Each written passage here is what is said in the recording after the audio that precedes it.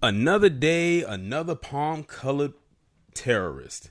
So this is the talk that is going on right now with this individual right here, whose name is Richard Holzer. And let me tell you right now, this motherfucker looks as evil as they come. Just look at this is his mugshot, y'all. This is his mugshot. He looks like he is damn happy for what he almost did. So if you don't know or are living under a rock right now, Richard Holzer is a white supremacist who planned to blow up a synagogue. Let me just say something right now. A lot of people love to throw the anti-Semitic terminology or narrative onto black people because it's the easy thing to do. And when I say the easy thing to do, I mean they love to dump the ills and the sins of everything onto black people. Let me tell you something right now. I think I have covered so many stories last year or in this year involving people like him who have wanted to go burn up, blow up, shoot up synagogues. And every last one of them have looked like this palm-colored condensed milk looking motherfucker right here. They could have been a little bit older. They may have been a little bit younger. But they all go back to being someone like him.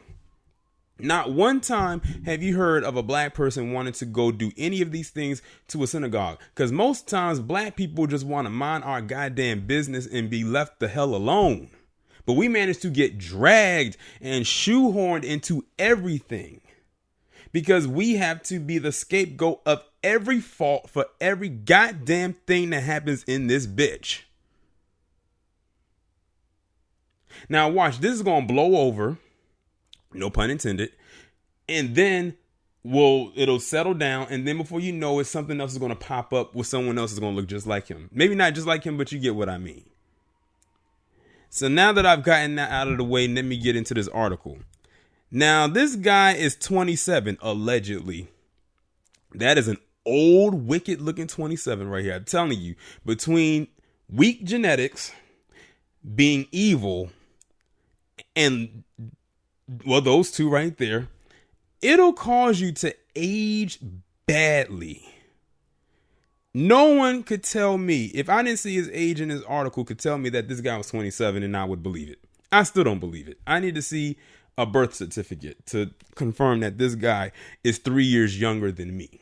I'm 30 and people think that I'm like in my early 20s when asked. It says a suspected white supremacist has been arrested for allegedly planning to bomb a historic Colorado synagogue. Interesting, they said a suspected white supremacist because that's a terminology that I hear Tariq Nasheed use a lot for years. So I always say that I have a feeling that a lot of these media outlets, as much as they don't like to hear our voices, I swear they be picking up some of our terminology. I swear to God, if I come across a lamestream article and that thing says palm colored, I'm gonna be like, oh, so y'all been watching me. Okay. But let me continue. Richard Holzer, allegedly aged 27, was arrested on Friday just moments after FBI undercover agents brought him what were supposedly 2 pipe bombs and dynamite to blow up the Temple Emmanuel in Pueblo. The agent said Holzer described the explosives as absolutely gorgeous and said they will go ahead with the attack overnight to avoid police. Holzer is accused of planning the attack in what he called a racial holy war to wipe the synagogue off the map. And you know, they always like to say that we are the ones causing the division. We're so divisive. When we call out racism, they want to call that divisive. But this guy talking about he want to wipe out an entire synagogue because he's trying to get rid of a certain group of people. Mind you, they look just like him, but they just have different set of beliefs. The investigation into Holzer began after an undercover FBI agent purporting to be a woman who supports white supremacy contacted him on Facebook back in September. He allegedly told the agent that he used to be a KKK member, but he now was a skinhead. Holzer is accused of telling the undercover agent that he wanted to poison the members of the synagogue. He also allegedly sent the agent images of himself wearing white supremacist symbols as well as videos of Nazi propaganda. He also allegedly claimed to have paid a Mexican cook to hex and poison synagogue members by putting arsenic in the water pipes last year. The FBI said they monitored his various Facebook accounts and found he had allegedly been speaking to multiple white supremacists about plans to attack Jewish groups. He told one Facebook user in September that I wish the Holocaust really did happen. They need to die. Now, it's very interesting that he said that, because let's take a little trip back right quick. Not that far back into the past, but just a couple days ago. Did I or did I not just do a story about Florida where you had this black principal down there who questioned the legitimacy of the Holocaust and he was fired? This guy right here said he wishes the Holocaust did happen. So my question is this: did it even happen? Because you had one that questioned the legitimacy of it. He got fired. And now you had this guy right here who says in so many words that he wished it did happen, which would imply that it didn't happen. I just wanted to point those two out right there. Holzer is scheduled to face court on Monday on one count of attempting to obstruct religious exercise by force using explosives and fire. The Temple Emmanuel Synagogue is the second oldest in Chicago and was completed in 1900.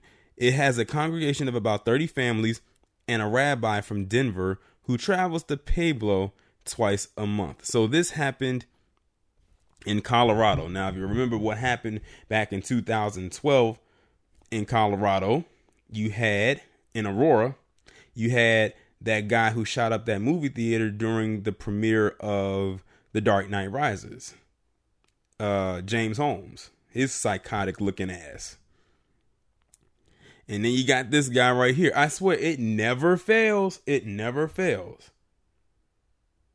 It's just the fact that they're managing to get these people before they actually act. And see, the thing that's going to be their downside is the fact that they keep putting everything on social media, or they keep talking to people about their plans. His plan would have gone through had he just kept his mouth shut about what he was doing. I mean, they already probably had him under investigation regardless, but they just needed him to actually say something that could have concrete proof so they could have enough to go at him with. And he gave it to them. But back to what I was saying earlier, it's no way that they can constantly throw that anti-Semitic label onto the entire black community, because most times we're not even thinking about them, to be quite honest. It's people like this guy right here. I just did a video about Richard Spencer and him getting exposed in that audio from Milo Yiannopoulos, aka Tinker Bitch. And what he said, every time they say something against that particular group, it comes from people that look like them who do not follow or believe in their system. But it's funny because all of them live under the system that most of them run. None of these people live off the grid. I'm sure he pays taxes and bills and all types of stuff that's most likely Jew ran. But he hates them so much. And most of the times, a lot of these people are what I call trust fund babies. They get mad at every goddamn thing and can barely balance a goddamn checkbook. Got mommy and daddy's money today and tomorrow to be all gone. Off topic right quick. I remember when a couple days ago, I was at work and I live in the DMV area, and the Nationals just recently won their first ever World Series, and those tickets cost a lot of money. So my coworker was telling me how one of the people who went to that game, she said someone was telling her, they went to the game and they said that person depleted their savings account to go to that game. I said, are you kidding me? It is no way in hell I would ever deplete my goddamn savings account to go to one game. It is not that serious. My first thing was, what do they do for a living? And are they a trust fund baby? Something tells me they might be a trust fund baby, because no person who works for a living would ever do something that goddamn stupid. But that's how people like himself, this guy right here, Richard Spencer, and his ass can't even afford a $4 bottle, or not bottle, but a shot of bourbon. Those are trust fund babies. A lot of these so-called Aryan Brotherhood, white supremacists and stuff like that, they grew up nice. Many of them grew up in the suburbs and probably are part of the upper echelon. But they lower themselves down to be a part of that. That's just the same way when you have some black people who are what I call new people. If you remember the character Nunu from ATL, Lauren London's character, they are raised in a very nice environment, but they want to lower themselves down to what people will call the slums, to be down because they see it as a trend.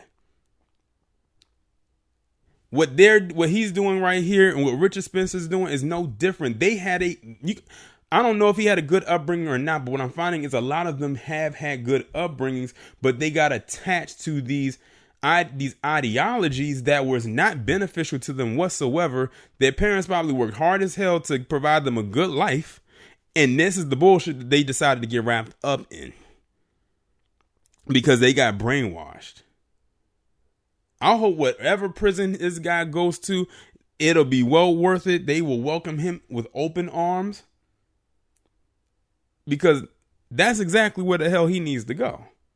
He's clearly proven that he's a menace to society. He doesn't need to be out with everyday folks. That's for damn sure. Just look at him. The guy has an evil smirk on his face for something he almost did.